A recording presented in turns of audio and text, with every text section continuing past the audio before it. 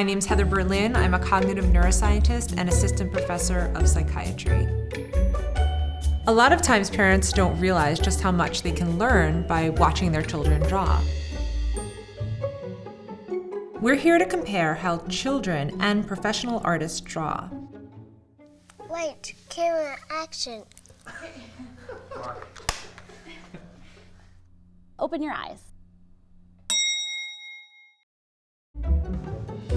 What do you think? Do you think that you can draw that?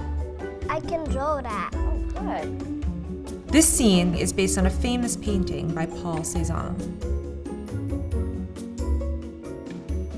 How do you decide what you should draw first?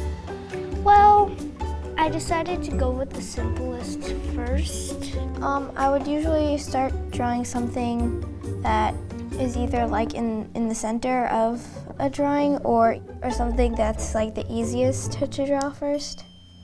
Can you tell me what the first thing that you're gonna draw is gonna be?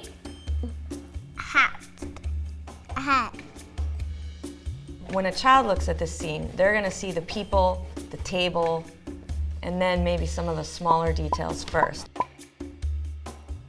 When you have a lot of training, you learn to see the whole picture. Kids, the way they look at things is they probably see things the way a lot of adult artists try and see things. I think a lot of adult artists tend to overcomplicate what they're looking at.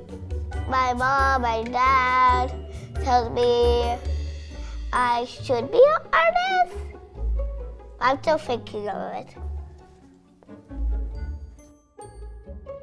So it's interesting, you might expect that the artists will look quickly at the scene and take in everything they need and then start to draw, but it's actually the opposite. They spend a lot longer looking at the scene while they're drawing.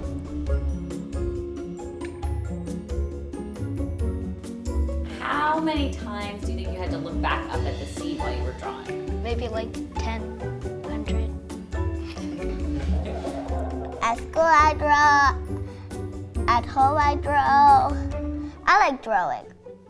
Honestly, I've had moments where I'm just like, yeah, I want to draw, but I wound up actually trying to draw and it doesn't go as planned.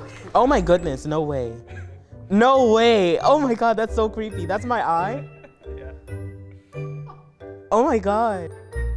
Yeah, it looks like my eyes are doing a lot more work than I thought. Part of becoming an artist involves thinking spatially. So the professional artists spend a lot of time analyzing the relationships between the shapes and the objects in the scene and the proportionality of the objects to each other. Whereas the kids really didn't do that. And you can really see this when you look at the proportion of the wine bottle, for example, compared to the people.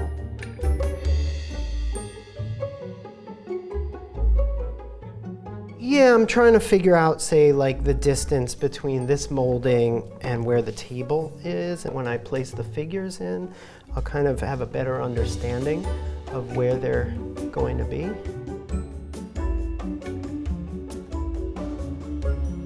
The prefrontal cortex isn't fully developed until about the age of 25. Some of the work I've done shows that the prefrontal cortex is involved in time perception, and that also played out here, because when the children were told... Okay, so we're gonna let you go for about 5 more minutes. 3 more minutes, another minute or so left for you to draw, 30 more seconds. It didn't really affect their behavior. They just kept at whatever part of the painting they were working on.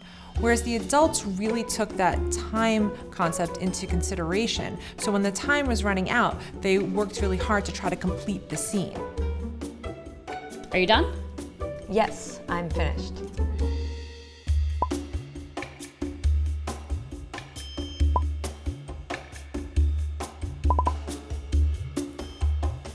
What advice would you give to aspiring young artists? Keep making stuff and make the things that you like, even if, people may not appreciate it. Eventually you will find somebody who does appreciate it.